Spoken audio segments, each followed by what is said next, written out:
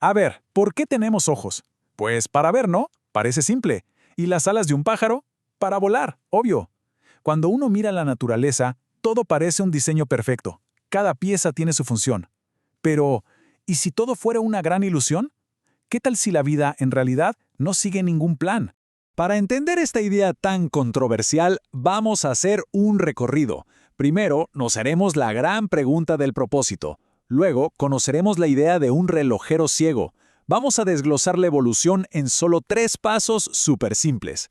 Descubriremos por qué a la ciencia le gusta hablar de un casi propósito. Buscaremos las pistas en nuestro propio cuerpo. Y al final vamos a derrumbar uno de los mitos más famosos de la evolución. Y es que aquí empieza todo el debate. Uno mira a su alrededor y ve una complejidad que asombra. Un orden que parece hecho a propósito, que parece diseñado. Y claro, la pregunta salta sola. ¿Hay un diseñador detrás de todo esto? Esta es la famosísima analogía del relojero. Imaginen esto, si van caminando por el campo y se encuentran un reloj, nadie pensaría que apareció ahí por arte de magia. Es demasiado complejo. Sus engranajes, todo grita que alguien, un relojero, lo diseñó. El argumento entonces es, si eso es obvio para un simple reloj, ¿qué deberíamos pensar de algo infinitamente más complejo como un ojo humano? Por pura lógica, también debería tener un diseñador. Y la verdad es que, durante siglos, esta idea fue casi la única respuesta posible. Pero entonces llegó Charles Darwin con una alternativa que lo puso todo de cabeza. Una idea que no necesitaba un diseñador, ni un plan, ni una meta. Años después, el biólogo Richard Dawkins le dio un nombre genial a este concepto, el relojero ciego. Y esta es la clave de todo. La selección natural es un proceso que no tiene idea de lo que está haciendo, no tiene un plan a futuro, simplemente funciona, opera en el presente, acumulando cambios pequeñísimos a lo largo de millones y millones de años. Ok, un proceso ciego, ¿vale?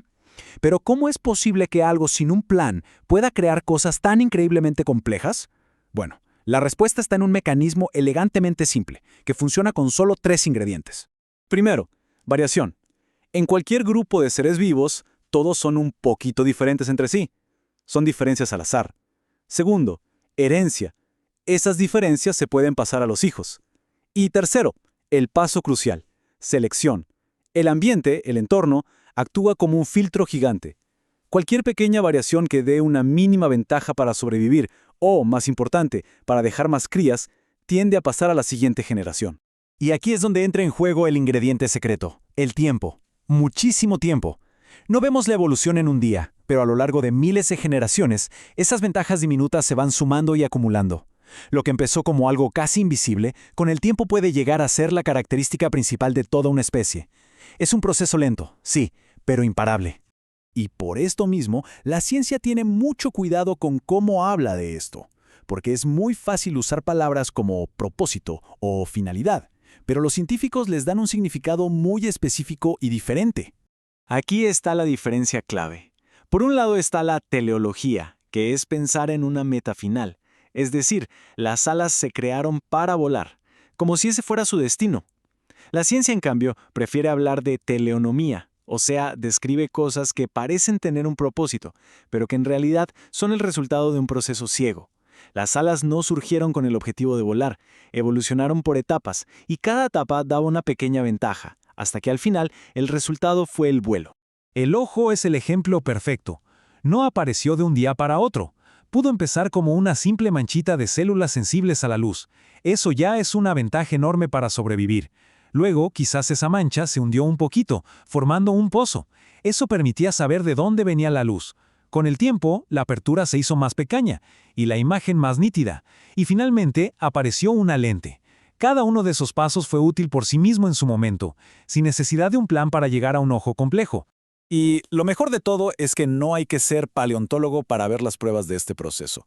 La evidencia de una evolución sin un plan, bueno, la llevamos puesta.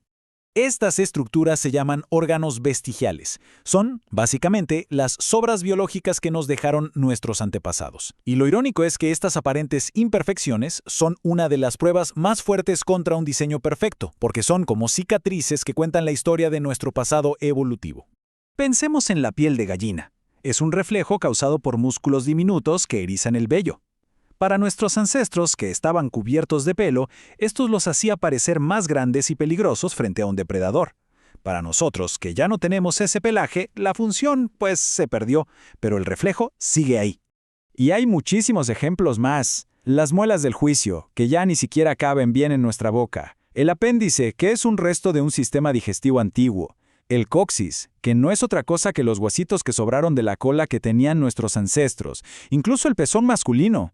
Todos son recordatorios de que la evolución no es un diseñador que empieza de cero, es más bien un artesano que va modificando lo que ya tiene a la mano. Todo esto nos lleva de cabeza a corregir uno de los malentendidos más grandes y famosos sobre la evolución, uno que se representa con una imagen que todo el mundo ha visto alguna vez. Sí, esta imagen de la marcha del progreso. El mono que se pone de pie y se convierte en humano. Es completamente falsa.